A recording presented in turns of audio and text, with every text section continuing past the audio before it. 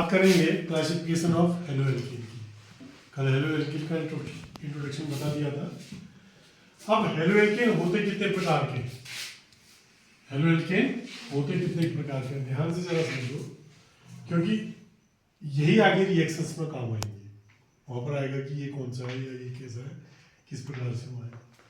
तो सबसे पहले इसका वर्गीकरण है, बहुत सरल वर्गीकरण है, हेलोजन परमाणु की संख्या के आधार पर कि जो भी हेलो एल्केन है उसमें हेलोजन कितने जुड़े हैं। ठीक है, पहला क्लासिफिकेशन इसके आधार पर है। यदि एक हेलोजन जुड़ा है तो उसको मोनो हेलो एल्केन कहेंगे, और दो हेलोजन जुड़े हैं डाई, और तीन हेलोजन जुड़े हैं तो ट्राई। ठीक है, साफ दिख रहा है। इसमें एक एक्स जुड़ा है mono halo alkane, die halo alkane दो जुड़े हैं और ट्राई हेलो एल्केन। तो जितने जुड़े होंगे उसके हेलो एल्केन के आधार पर इसको बांट रखा है। दूसरा, अब एक महत्वपूर्ण ये है, संकरण मैंने तुमको पिछली बार पढ़ा रखा है, संकरण के आधार पर एक वर्गीकरण होता है। पहला संकरण है sp3CX के आधार पर, फिर दूसरा है sp2 के आधार पर। अब तुम्हें मैं बताऊं sp3, sp2 और sp, यदि कार्बन कार्बन के बीच में सिंगल बॉन्ड है तो sp3 संकरण होगा, इस बात को ध्यान रखना हमेशा। और डबल बॉन्ड है तो sp2 होगा, और ट्रिपल बॉन्ड है तो sp हाइब्रिडेशन होता है। ये जब सवाल हल करते समय हाइब्रिडेशन की कोई बात आएगी तो वहां पर के लिए एक क्या है, एक फंडा है, एक ट्रिक है कि कैसे हम एग्जैक्ट एकदम जल्दी पहचान लेंगे। जहां पर सिंगल बॉन्ड होगा वहां पर sp3 हाइब्रिडेशन होगा, जहां पर डबल बॉन्ड होगा sp2 हाइब्रिडेशन होगा, और जहां पर ट्रिपल बॉन्ड होगा वहां पर sp हाइब्रिडेशन होगा। ठीक है, अब बात आती है sp3CX युक्त, अर्थात सिंगल बॉन्ड है। कैसा कार्बन होगा, सिंगल बॉन्ड वाला sp3 की बात कर रहे हैं। तो ये देखिए, ये C जो है, ये वाला C कैसे किससे जुड़ा है, सिंगल बॉन्ड से। ठीक, और इसके आधार पर फिर इस कार्बन को हम तीन भागों में बांट सकते हैं, वो एल्किल हैलाइड होंगे, प्राइमरी, सेकेंडरी और टर्सरी। जो प्राइमरी एल्किल ग्रुप से जुड़ा है 1 डिग्री एल्कोहल, 1 डिग्री कार्बन हो गया इसमें। जिसमें दो एल्किल ग्रुप जुड़े हैं 2 डिग्री कार्बन हो गया। देख लीजिए कितने एल्किल ग्रुप लगे हैं, एक ही आर है, यहाँ पर 2 आर, सेम भी हो सकते हैं अलग भी हो सकते हैं। इस पर 3 आर लगे हैं तो क्या हो गया, टर्सरी। ये प्राइमरी है, ये सेकेंडरी है, ये टर्सरी है। ये भी 10 बार आएगा, प्राइमरी सेकेंडरी टर्सरी।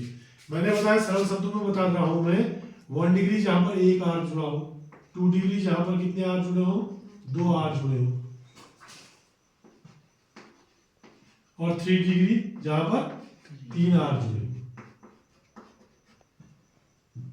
ठीक है, ये 1 डिग्री अल्कोहल और 2 डिग्री अल्कोहल, 3 डिग्री अल्कोहल वहां भी काम आएगा, 1 degree amine, 2 degree amine, 3 degree amine वहां भी काम आएगा।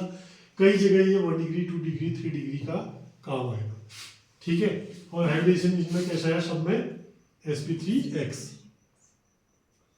सिंगल बॉन्ड से जुड़ा है, सब में sp3 है। sp3C होने के बावजूद एल्किल ग्रुपों के आधार पर इसको 1 डिग्री, 2 डिग्री और 3 डिग्री में बांटा हुआ है। याद रहेगा मैंने क्या कहा, ये मैं पूछूंगा, इस पर बहुत डंडे पड़ते हैं और ये 10 बार आएगा। अब इसके sp3C वाला ही एक एलिलिक हैलाइड कहते हैं इसको। 2 टर्म आएंगे, एक बेंजीलिक टर्म आएगा कहीं, एक विनाइल आता है, एक एलाइल आता है। ये भी एक टर्म बहुत बार आएगा, ये तो मैं बता दूंगा। विनाइल कार्बन कौन सा होगा, विनाइल कार्बन होगा जहां पर 2 कार्बन हो और उनके बीच में डबल बॉन्ड है। और एलाइल कार्बन कौन सा होगा, जहां पर 3 कार्बन है और 3 कार्बन में से एक कार्बन के बीच में, 2 कार्बनों के बीच में डबल बॉन्ड है। समझ गए हो, ये भी तुमको याद रखना है बार बार। 10 जगह vinyl chloride, vinyl allyl chloride, या कितनी और चीजें आएंगी आगे। ठीक है, तो विनाइल और एलाइल का टर्म मैंने बता दिया। तो अब क्या है, एलिलिक है ये। कितने कार्बन है, जैसे एक कार्बन ये है, एक कार्बन ये है, एक कार्बन ये है, 3 कार्बन हो गए। एक ये है, एक ये है, एक ये है, 3 कार्बन हो गए। 3 में से एक में क्या है, मैंने बता दिया ना, ये क्या होगा, एलिलिक होगा, बेंजीलिक हैलाइड, एलिलिक हैलाइड। अब ये है, इसका एक कार्बन ये है, एक कार्बन ये है, एक कार्बन ये है, 3 कार्बन हो गए, एक डबल बॉन्ड है। तो इस टाइप का जो हैलाइड होगा वो क्या होगा, एल्डिहाइड हैलाइड होगा। अब दूसरा है बेंजीनिक हैलाइड, क्या होगा, जो सीधे रिंग से जुड़े हैं, बेंजीन रिंग से। ठीक, आगे बात समझ में। अब sp2CX वाले देखो, अभी तक sp3CX वाले थे ये सब, ये भी sp3CX है, देखो CX से जुड़ा है। अब sp2 सीधे कार्बन से जुड़ा होगा, डबल बॉन्डेड कार्बन से जुड़ा होगा सीधे, अभी दिखाऊंगा कैसे। ये देखो C डबल बॉन्ड C वाला जो होगा वो sp2 होगा। ये देखो एक C है, एक C है, तीसरा C है कहीं, सीधे X से जुड़ा है। तो ये क्या हो गया, विनिलिक, यहां पर जुड़ गया है X, सीधे जुड़ गया। ये देखो ये C है, ये C है, सीधे जुड़ गया, ये विनाइल है। एलाइल और विनाइल में अंतर समझ में आ रहा है, एलाइल और विनाइल का अंतर समझ में आ रहा है, ये 10 बार आएगा। इसके बाद एरिल हैलाइड जो सीधे रिंग से सीधे जुड़ गया, यहाँ पर रिंग से बेंजिलिक और इसमें क्या अंतर है, यहाँ पर इसके बाद एक C आ रहा था, क्योंकि sp3C की बात आ रही थी, यहाँ पर नहीं आ रहा C, यहाँ पर C नहीं आ रहा है, वो सीधे जुड़ रहा है। ठीक है, तो मैंने क्या बताया आपको, एक तो हैलोजन की संख्या के आधार पर, दूसरा sp3C वाले आधार पर। sp3C का मतलब क्या होगा, सिंगल बॉन्डेड होगा, sp2 वाला क्या होगा, डबल बॉन्डेड होगा। ठीक है, तीसरा एलिल की बात मैंने बताई, एलिल कार्बन क्या होता है बता दिया, 3 कार्बन होंगे, एक डबल बॉन्ड होगा, वो एलिल होगा। विनाइल क्या होगा, 2 ही कार्बन है, उनके बीच में डबल बॉन्ड है, वो विनाइल होगा। वाइनिल भी कहते हैं उसको, विनाइल भी कहते हैं।